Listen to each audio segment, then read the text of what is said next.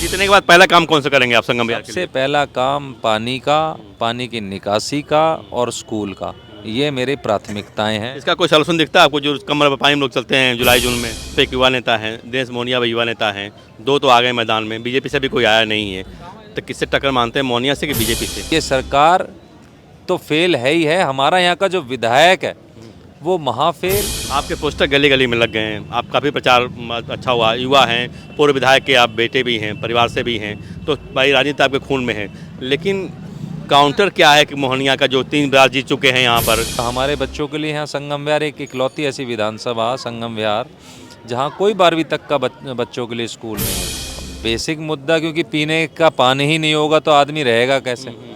तो पीने के पानी से लेके पानी के निकासी तक, और उसके बाद यहाँ पर कोई अस्पताल नहीं, कोई स्कूल नहीं। बच्चों को स्कूल की शिक्षा हम लोग नहीं दे पाएंगे तो हम कौन से उनको सेंचुरी में हम देखना चाहते हैं। यहाँ पर लोगों की पेंशनें बंद पड़ी है, यहाँ राशन कार्ड नहीं बनता, यहाँ पर नालियाँ सड़ी पड़ी जाम पड़े हैं, यहाँ नाले जाम पड़े हैं, यहाँ पर सीवर डालने की प्रक्रिया चालू हुई 1-2 गलियों में और सड़कें टूटी पड़ी हैं। जिस ज़मीन पे, जिस रास्ते पर हम खड़े हैं, इसे रतिया मार्ग जो कि लाइफ लाइन है, जो आज इतने सालों बाद, क्योंकि मैं यहाँ नंगे पैर चला हूँ, यहाँ मैं इस गंदे पानी में बार बार चला हूँ, अभी 5 दिन पहले भी चला, तो मोहनिया की आंखें खुलती हैं, उसकी नींद खुलती है कि ये मेरे को जीने नहीं देगा, पहले यहीं पे बना दो। तो ये सड़क कल रात को बनाने का काम। अभी लोकसभा चुनाव में आप आम आदमी के साथ काम कर रहे थे, 3 सीटें 4 सीटों पर लड़ रहे थे, अब एक दूसरे का बाल नोचने में लगे हुए हैं आप लोग, तो जनता कैसे विश्वास करेगी आप लोग? हर चुनाव का अपना अपना एजेंडा होता है, हर चुनाव का अपना अपना एक मूल रूप होता है, सब चुनाव एक नहीं है। वो देश का चुनाव था जब वो बड़े पर पे उस पे लड़ा गया था, शीर्ष नेतृत्व था कि भाई सभी ताकतें एकजुट होकर भाजपा के खिलाफ लड़नी है। जब खाता खुलेगा दिल्ली में कांग्रेस का, अभी 2-4 महीने से, क्या मतलब मुझे लगा 1 महीने से अभी जो मूड दिखाई दे रहा है, कुछ कांग्रेस की तरफ मूड लोगों का आ रहा है धीरे धीरे, पहले जैसे स्थिति नहीं है।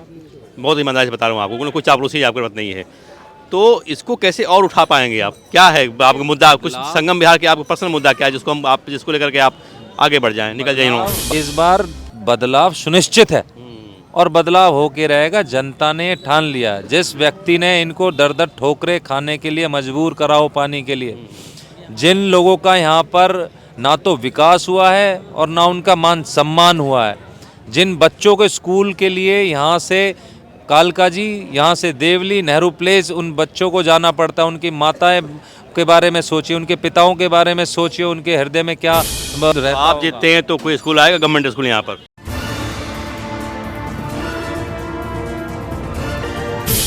नमस्कार, मैं हूं केएस मिश्रा और मेरे साथ हैं संगम बिहार से कांग्रेस प्रत्याशी हर्ष चौधरी जी। उनसे बात करते हैं क्या उनके मुद्दे हैं, क्या प्लानिंग है संगम बिहार के लिए, कैसे जनता को वो रिझाएंगे, अपनी ओर खींचेंगे।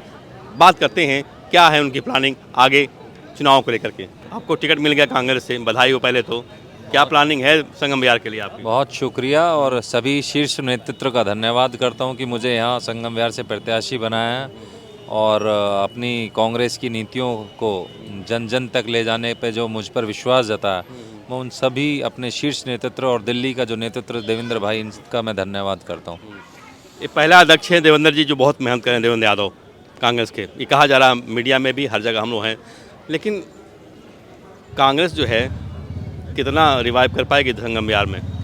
देखिए, अध्यक्ष सभी मेहनती हैं, देवेंद्र, हर अध्यक्ष की अपनी अपनी कार्यशैली होती है, सबके अपने अपने तरीके होते हैं और उसी एक तरीके में देवेंद्र भाई जो है यहाँ पर दिल्ली में मजबूती से काम कर रहे हैं और उन्होंने संगम विहार की जनता का दुख देखा जब वो दिल्ली न्याय यात्रा में निकले और उस न्याय यात्रा में संगम विहार में जब वो आए, उन्होंने यहाँ की दयनीय स्थिति देखी तो उन्होंने मुझ पे विश्वास जताया कि हर्ष चौधरी यहाँ पर अगर जाएगा तो कांग्रेस की नीतियों तक जन जन तक पहुँचाएगा और यहाँ पर जो लोगों की दयनीय स्थिति है, यहाँ पर पीने के पानी जो सबसे बड़ा मुद्दा है और उसके बाद पानी की निकासी से लेकर यहाँ पर कोई स्कूल नहीं है 12वीं तक का। हमारे बच्चों के लिए यहाँ संगम विहार एक इकलौती ऐसी विधानसभा संगम विहार जहाँ कोई 12वीं तक का बच्चों के लिए स्कूल नहीं है। तो आप सोचिए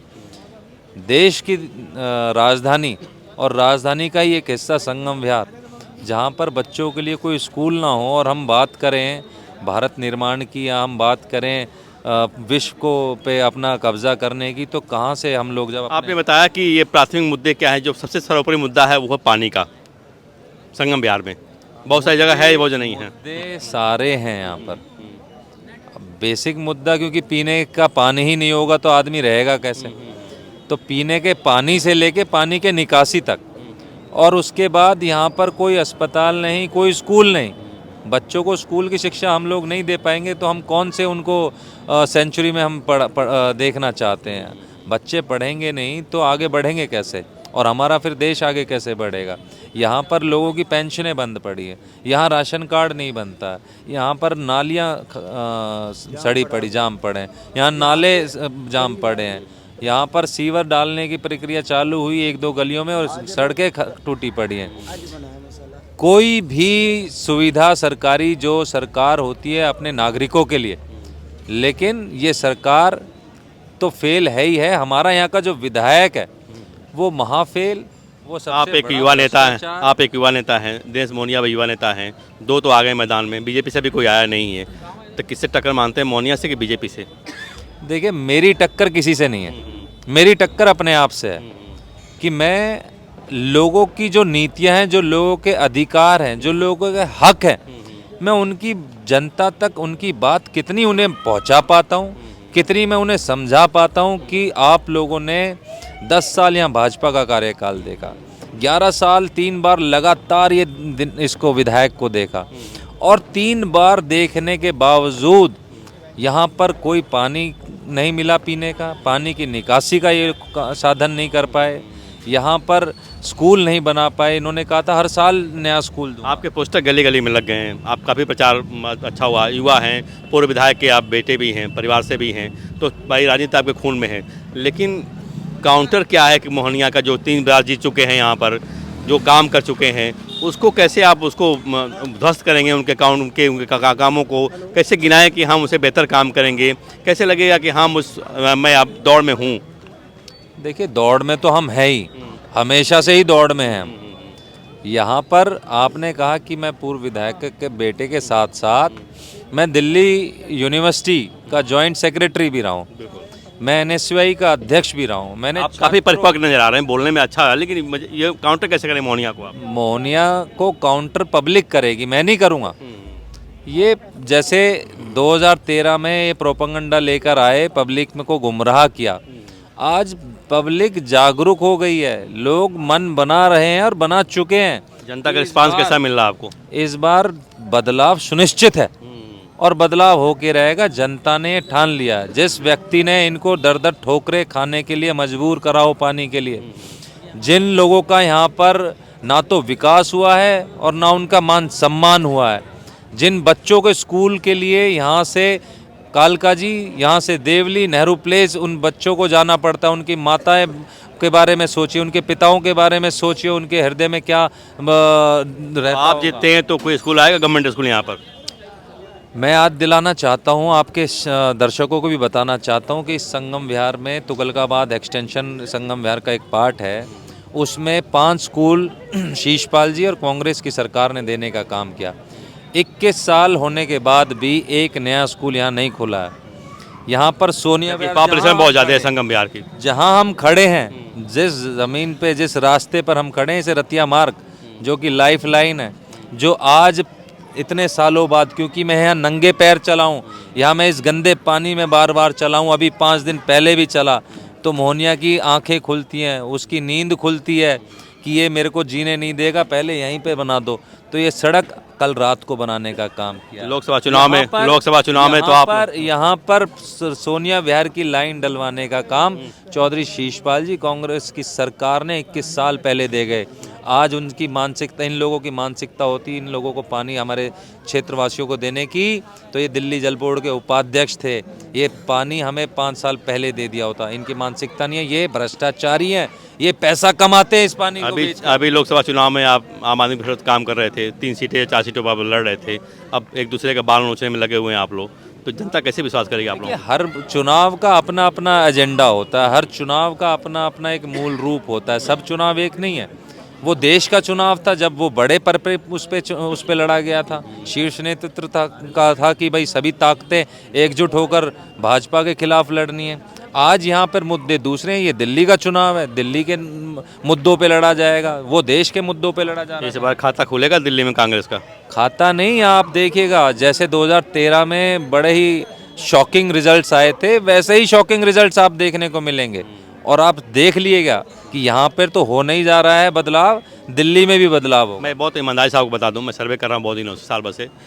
अभी 2-4 महीने से, क्या मतलब, मुझे लगा 1 महीने से अभी जो मूड दिखाई दे रहा है, कुछ कांग्रेस की तरफ मूड लोगों का आ रहा है धीरे धीरे। पहले जैसे स्थिति नहीं है, बहुत ईमानदारी से बता रहा हूँ आपको, कोई चापलूसी आपकी बात नहीं है। तो इसको कैसे और उठा पाएंगे आप? क्या है आपका मुद्दा? कुछ संगम बिहार के आपका पर्सनल मुद्दा क्या है जिसको लेकर के आप आगे बढ़ जाएं, निकल जाएं? बदलाव एक दिन में नहीं आता, बदलाव धीरे धीरे ही होता है, और जब टाइम आता है तब होता है। टाइम अब आ रहा है, चुनाव जब नज़दीक आता है तब आदमी इंसान अपना। एक चीज़ तो आपके फेवर में है, शीला दीक्षित, जो 10 साल का काम उनका रहा। मैं पूछता हूँ 10 साल वो और 10 साल इनका केजरीवाल का, तो कहते नहीं शीला दीक्षित का कार्यकाल अच्छा रहा।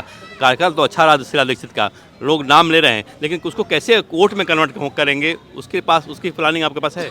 वोट पब्लिक इस बार मैं बता रहा हूँ ना आपको, क्योंकि जिस पानी की वजह से यहाँ की जनता दर दर की ठोकरें खा रही हैं, आप जाइए ड्रम दिखेंगे, वो निशानी है, वो पहचान है इनकी नाकामी की, वो पहचान है इनकी विफलताओं की, वो प्रतीक है कि जिसको इन्होंने कहा था 700 लीटर पानी देने का प्रतिदिन, वो प्रतीक है उनकी उस झूठे। आप उनकी दुखती रात को पकड़े हुए हैं कि हाँ पानी आपने नहीं दिया तो हम उसी को पकड़ के चलेंगे। ये हमारी मुद्दा है ये हमारी दुखती रख नहीं है, नहीं, उनकी दुखती रख है कि आपने पानी कहाँ नहीं दिया आपने। देखिए, ये हमारी एक तरीके से दुख हमें होता है कि जो कांग्रेस की सरकार और शीशपाल जी 21 साल पहले एक लाइन को हम लोग वजीराबाद से यहाँ तक डलवाने में कामयाब हो जाते हैं 3 साल में, और 21 साल यहाँ से लोगों के घरों तक नल से जल नहीं मिल पा रहा है। तो ये शर्म आनी चाहिए हमारे इन नेताओं को कि जो झूठ बोलकर, बात करके, बरगला कर वोट ले लेते हैं और फिर उनको पानी नहीं देते क्योंकि उन्हें पैसा कमाना है। देखिए, पाइप जो पड़ी थी उसका श्रेय तो लेते हैं कि हमने खुलवाया, पाइप पड़ी थी सालों से, कोई नहीं खुलवाया था, हमने खुलवाया, श्रेय तो लेते हैं उसका। श्रेय योजना किसने पास कराई? योजना कांग्रेस की सरकार, शीशपाल जी जब यहाँ विधायक थे उन्होंने करवाई। उसके बाद 10 साल यहाँ भाजपा का विधायक रहे और 11 साल आज ये रहे। खुलवाने का अगर इन्हें श्रेय होता तो जरा जो यहाँ ये टूटी फूटी लाइन है इसी को बदलवा देते। ये तो उपाध्यक्ष थे जल बोर्ड के। जीतने के बाद पहला काम कौन सा करेंगे आप संगम बिहार के लिए? सबसे पहला काम पानी का, पानी की निकासी का और स्कूल का, ये मेरी प्राथमिकताएं हैं। इसका कोई सॉल्यूशन दिखता है आपको, जो कमर पर पानी लोग चलते हैं जुलाई जून में? ये तो हमारे पास सॉल्यूशन है ना, सारी चीज़ें कैमरे के सामने नहीं होती, कुछ चीज़ें बंद कमरे में अधिकारियों के साथ बैठ के योजनाएं इसके तो बंद कमरे में जान जो होते हैं, तो प्लानिंग होनी चाहिए, कैसे करेंगे इसको? तो यहाँ सड़क पे थोड़ी ना खड़े होकर प्लानिंग होगी, जब जनता जिता के भेजेगी तो हमारे पास उसकी भी प्लानिंग है कि किस तरीके से इसका पानी का निकासी और सड़क का भी काम होना चाहिए। ये है युवा नेता कांग्रेस के जिनको टिकट मिला हुआ है। प्लानिंग बताइए आपको, देखिए और उनको समझिए। आपको क्या लगता है कि इनके प्लानिंग में कोई मतलब है, इनके बोलने का कोई मतलब है, इनको आप विश्वास कर सकते हैं? तो आप दीजिए। धन्यवाद।